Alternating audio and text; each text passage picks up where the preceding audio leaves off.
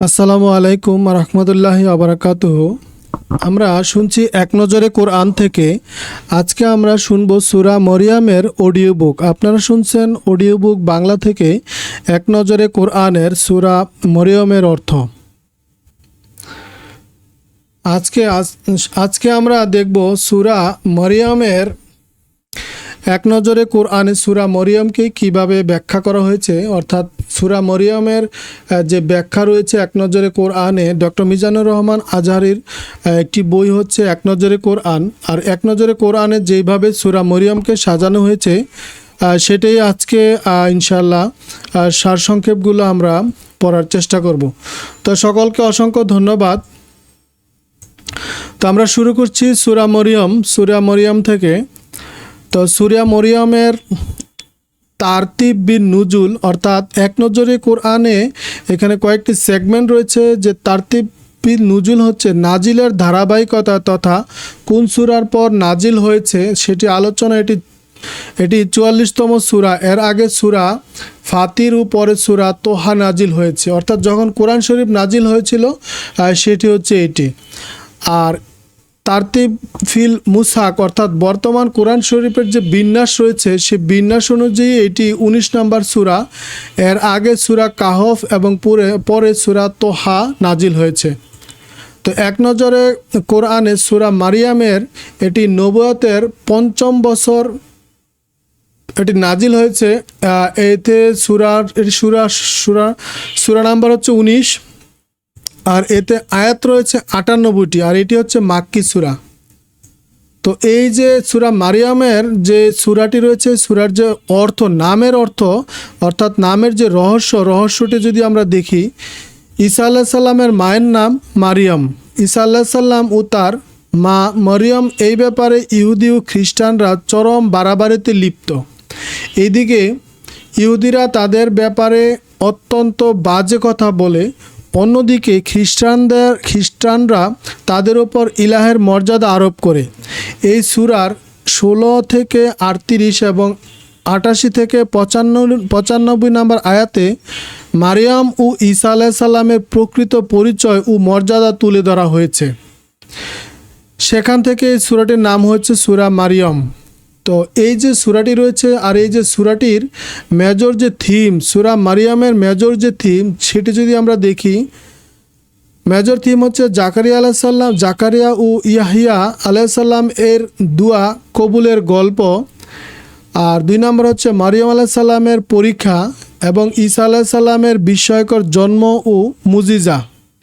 আর ৩ নম্বর হচ্ছে কাফিরদের লাগাতার সন্দেহ, অবিশ্বাস ও অহংকার। অর্থাৎ এটি হচ্ছে সূরার মূল থিম। যদি আমরা সূরা মরিয়মের মূল থিম জানতে চাই, এটি হচ্ছে সূরা মরিয়মের মূল থিম। আচ্ছা, এক নজরে কোরআনের যে সূরাটি আমরা শুনছি সেই সূরাটি হচ্ছে সূরা মারিয়ম। সূরা মরিয়মের শুরুর এবং শেষের সম্পর্ক, অর্থাৎ যে সূরাটির যে শুরু হয়েছে কিভাবে এবং শেষ হয়েছে কিভাবে সেটা যদি আমরা দেখি, নবী জাকারিয়া আলাইহিস সালামকে সুসংবাদ দেওয়ার মধ্য দিয়ে সূরাটির সূচনা করা হয়েছে। অর্থাৎ জাকারিয়া নবীকে সুসংবাদ দেওয়া হয়েছে। আল্লাহ তাআলা এর মাধ্যমে মুমিনদের সুসংবাদ দেন। আবার সূরার শেষে কোরআন নাজিলের উদ্দেশ্য সম্পর্কে আল্লাহ তাআলা বলেন, যাতে সেসব লোককে হুঁশিয়ার করতে পারো যারা সত্য গ্রহণ না করে ভ্রান্ত যুক্তি দিয়ে মিলিয়ে পুরো কোরআন বৈশিষ্ট্য উঠে এসেছে এই একই সাথে সুসংবাদদাতা ও সতর্ককারীরা। অর্থাৎ ডক্টর মিজানুর রহমান আজহারি রচিত এক নজরে কোরআনের বই থেকে আমরা পড়ছি। আর এটি আমরা পড়ছি সূরা মরিয়মের শুরু এবং শেষ। সূরা মরিয়মের শুরুতে কী ছিল এবং শেষে কি সম্পর্কে বলা হয়েছে। আর সূরা মরিয়ম অন্য সূরার সাথে যে সম্পর্ক সেটি যদি আমরা দেখি, এই সূরার আগে সূরা কাহাফ, এবং যেখানে আহসাবে কাহফের বিস্ময়কর কাহিনী বর্ণনা করা হয়েছে, তেমনি এই সূরা অর্থাৎ সূরা মারিয়ামেও এসেছে ২ জন নবী ইয়াহিয়া ঈসা আলাইহিস সালামের জন্মের বিস্ময়কর কাহিনী। আর সূরা মারিয়ামের শানে নজুল, আমরা যদি শানে নজুল দেখতে চাই, সূরা মারিয়ামের শানে নজুল সূরাটি কোন পরিস্থিতিতে নাজিল হয়েছে তা দেখা গেলে এর নাজিলের পরের সময়টা দেখতে হবে। অর্থাৎ মক্কায় কুরাইশদের অত্যাচারের মাত্রা তখন ভীষণ তীব্র। নির্যাতন থেকে বাঁচার জন্য নবীজি কিছু মুসল্লিকে হাবশায় পাঠিয়ে দিলেন। তাদেরকে ফিরিয়ে আনতে কুরাইশের দুজন নেতা সেখানে হাজির। সেখানে বাদশাহ নাজাশী তখন খ্রিস্টান ছিলেন। তার কাছে ওই দুজন গিয়ে কান পরা দিতে লাগলো। মুসলিমরা ঈসা আলাইহিস সালামকে নিয়ে ধারণা পোষণ করে এমন মিথ্যা অভিযোগ করলো, তারা নাজাশী তাদের তলব করে ব্যাপারটা জানতে চাইলেন। মুসলিমদের পক্ষ থেকে জাফর আলাইহিস সালাম কথা বললেন। এইসব ব্যাপারে সূরা মরিয়মের যেমন বিবরণ এসেছে, আর নবীজি যা শিখিয়েছেন তার সবটা বলবেন তিনি। সব কিছু শুনে নাজাশী বুঝতে পারলেন এটি অবশ্যই আল্লাহর কালাম, আর ঈসা আলাইহিস সালাম এই ব্যাপারে কোরআনে যা বলেছে তাই সম্পূর্ণ ঠিক। তখন তিনি মুসলিমদের নিরাপত্তা দিলেন এবং কাফিররা ফিরল খালি হাতে। এছাড়া এই সূরার আরেক অংশে দেখানো হয়েছে নিজের গোত্রের অত্যাচার থেকে বাঁচতে ইব্রাহিম আলাইহিস সালাম নিজের ঘর ছেড়েছিলেন।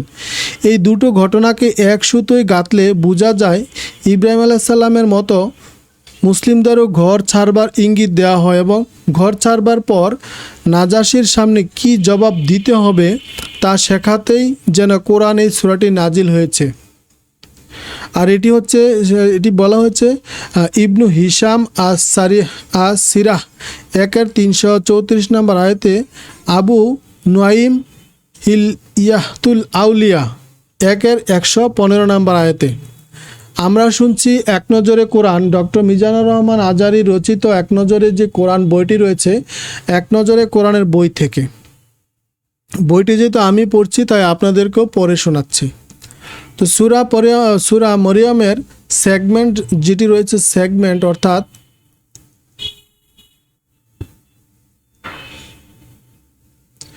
সূরা মরিয়মের 3টি সেগমেন্ট রয়েছে। এক নম্বর হচ্ছে সৎকর্মশীল বান্দা।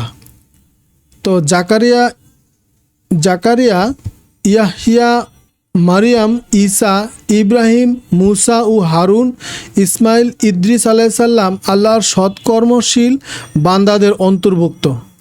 সঠিক পথ থেকে বিচ্যুত বান্দা, অর্থাৎ এটির সেগমেন্টের অন্যতম হচ্ছে পৃথিবী থেকে কোনো নবী বিদায় নেওয়ার পরই তার জাতির মধ্যে তৈরি হয় নানা বিভাজন, এমনকি শেষ পর্যন্ত তারা আল্লাহর সাথে ভয়ানক শিরকে জড়িয়ে পড়ে। 3 নম্বর হচ্ছে পরিণতি, অর্থাৎ কি পরিণতি হয়েছিল। নেককার ও বদকার এই দুই শ্রেণীর পরিণতিও দুই রকম। এক পক্ষ থাকবে সম্মানিত অতিথির আসনে, আরেক পক্ষকে হুঁশিয়ার হাঁকিয়ে নেওয়া হবে জাহান্নামের দিকে।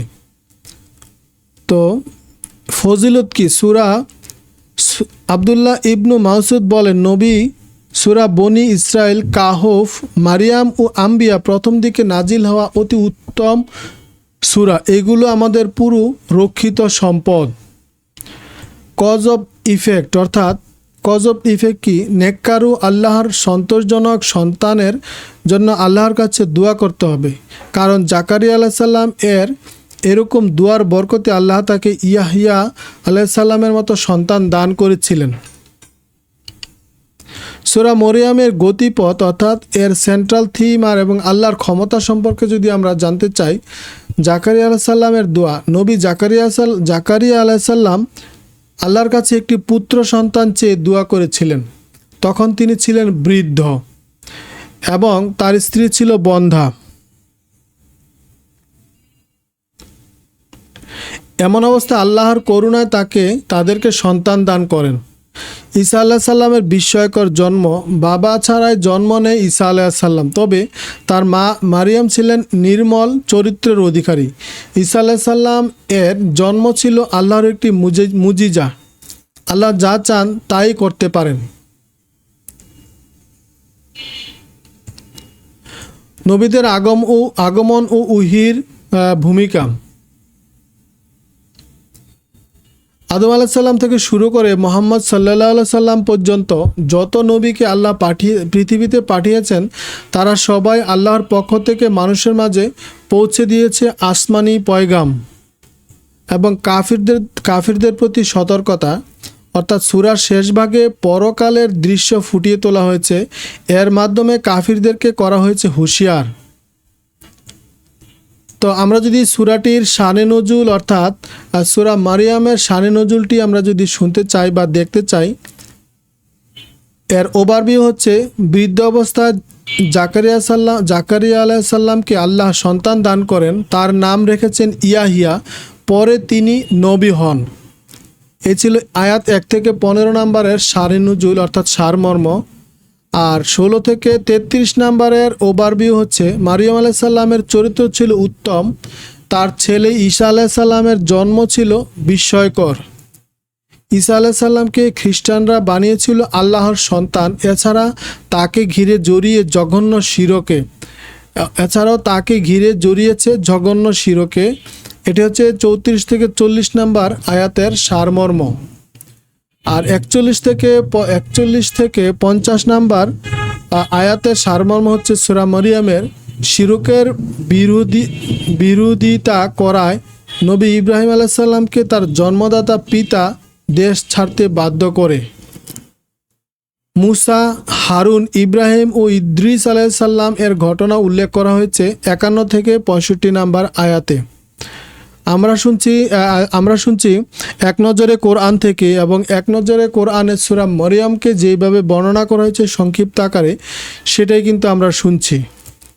পরকালে অবাধ্যদের ও শয়তানদের একসাথে জাহান্নামের কিনারে হাজির করা হবে হাঁটু মোড়া অবস্থায়। এটি হচ্ছে 66 থেকে 75 নম্বর আয়াতে এটি বর্ণনা করা হয়েছে।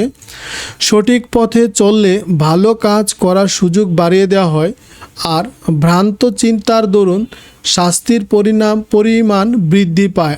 76 থেকে 80 নম্বর আয়াতের ওভারভিউ। যারা কুফরের পথে চলে তাদের জন্য শয়তান নিয়োগ করা হয়। আল্লাহ সন্তান নিয়েছেন এমন ধারণা অত্যন্ত জঘন্য। আল্লাহ তাআলা ইসলাম, ঈমান ও ভালো কাজের প্রতিদান হিসাবে মুমিনদের একে অপরের ভেতর ভালোবাসা সৃষ্টি করে দেন। এটি হচ্ছে 96 নম্বর আয়াত। আর 97 থেকে 98 নম্বর আয়াতে বলা হয়েছে কোরআন সহজ ভাষায় নাজিল হয়েছে যাতে এর মাধ্যমে মুত্তাকিদের সুসংবাদ দেয়া ও ভ্রান্তদের হুঁশিয়ার করা যায়। এক নজরে কোরআনে অর্থাৎ ডক্টর মিজানুর রহমান আজহারীর যে বিখ্যাত বইটি রয়েছে এক নজরে কোরআন, আর এক নজরে কোরআনে সূরা মারিয়ামের যে কেস স্টাডি রয়েছে সেটি যদি আমরা শুনি, আল্লাহর হুকুমে গর্ভধারণ করেন মারিয়াম আলাইহিস সালাম, কিন্তু পাড়া প্রতিবেশী যদি টের পেয়ে যায় স্বামী নেই অথচ মরিয়ম গর্ভবতী, তাহলে কেমন হবে ব্যাপারটা? বিচ্ছিরি কথাবার্তা শোনাবে, চরিত্রে কালো দাগ বসবে। তিনি তখন লোকালয় ছেড়ে চলে গেলেন দূর এক জায়গায়, উঁচু কোনো পাহাড়ে। একটা খেজুর গাছের গুঁড়িতে বসে পড়েন, বিড়বিড় করে বললেন, হায়, আমি যদি মরে গিয়ে স্মৃতি থেকে হারিয়ে যেতাম। তখন পাহাড়ের নিচ থেকে এক ফেরেশতা ডাকলেন তাকে, সান্ত্বনা দিয়ে বললেন, মারিয়াম, একদম দুশ্চিন্তা করবে না। আপনার রব আপনার জন্য একটা নদী বানিয়ে দিয়েছেন, ওটা আপনার আওতায় থাকবে। আপনি বয়ে চলতে বললে বয়ে চলবে, থামতে বললে থেমে যাবে। আর এই যে খেজুর গাছ, ওটার ডাল ধরে ঝাঁকি দিন, টুপটাপ পাকা খেজুর পড়বে। সুতরাং সেসব খেজুর খান, নদী থেকে পানি পান করুন আর চোখ জোড়ান। এখান থেকে কোনো তফসিরের বিশেষজ্ঞ মত দিয়েছে যে গর্ভবতী কিংবা সদ্য মা হওয়া নারীদের জন্য খেজুর অত্যন্ত উপকারী খাবার। বর্তমানে দেখা যায় ডাক্তারও গর্ভবতী মহিলাদের নিয়মিত খেজুর খেতে বলেন। খেজুর একদিকে মায়েদের পুষ্টি ও শক্তি যোগান দেয়, তার শারীরিক দুর্বলতা ও মুড সুইং কাটাতে ভালো ভূমিকা রাখে। অন্যদিকে সন্তান ভূমিষ্ঠ হওয়ার পর পিচ্ছিল রাখে, ফলে নর্মাল ডেলিভারির সম্ভাবনা অনেক বেড়ে যায়। সমস্ত প্রশংসা আল্লাহর, যিনি কোরআনকে মানুষের জন্য শিফা হিসেবে পাঠিয়েছেন। আর রিফ্লেকশন অর্থাৎ তাদাব্বুর, সূরা মারিয়মের রিফ্লেকশন হচ্ছে এই সূরায় ইয়াহিয়া আলাইহিস সালামের বৈশিষ্ট্য বর্ণনা করতে গিয়ে আল্লাহ বলেন, সে ছোট থাকতেই তাকে দিয়েছিলাম আসমানি কিতাবের মর্ম বুঝার ক্ষমতা, আমার পক্ষ থেকে কোমলতা ও পরিশুদ্ধি। আর সে ছিল আল্লাহ ভয়ে ভীত ও পিতামাতার অনুগত। সে অহংকারী অবাধ্য ছিল না। শান্তি তার উপর যেদিন তার জন্ম হয়েছে, যেদিন সে মারা যাবে আর যেদিন তাকে জীবিত করে উঠানো হবে। সুফিয়ান ইবনু ডাইয়ানে বলেন, একজন মানুষ 3 অবস্থায় নিজেকে সবচেয়ে অসহায় এবং একলা অনুভব করে। যেদিন সে জন্ম নেয়, কেননা মায়ের গর্ভে সে জগৎটা সে এতদিন সে সেথায় দেখেছে, এখন পুরোপুরি ভিন্ন একটা জগতে তার আগমন হলো। 2 নম্বর হচ্ছে যেদিন সে মারা যাবে, কারণ কবরের জগৎটা তার বড্ড অপরিচিত। আর 3 নাম্বার হচ্ছে যেদিন তাকে কবর থেকে পুনরায় উঠানো হবে।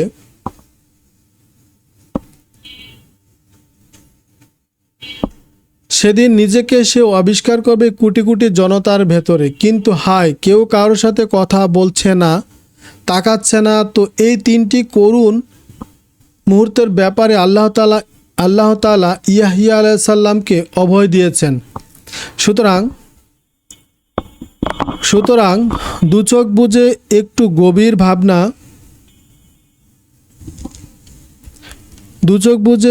গভীর ভাবনা ডুব দিন তো আপনার সামনে পড়ে থাকা বাকি 2টি সময় একাকিত্ব টের পাচ্ছেন কি? যদি পেয়ে থাকেন তবে এখনই নিজেকে বদলে ফেলার চেষ্টায় নেমে পড়ুন। তা না হলে আপনার জন্য থাকবে এই সুসংবাদ, শান্তি আপনার উপর যেদিন আপনার জন্ম হয়েছে, যেদিন আপনি মারা যাবেন আর যেদিন আপনাকে জীবিত করে উঠানো হবে। দেখুন তাবারি তাফসির 15/482 নম্বর আয়াতে। তো ইনশাল্লাহ আমরা সূরা মারিয়মের অর্থ আমরা শেষ করলাম।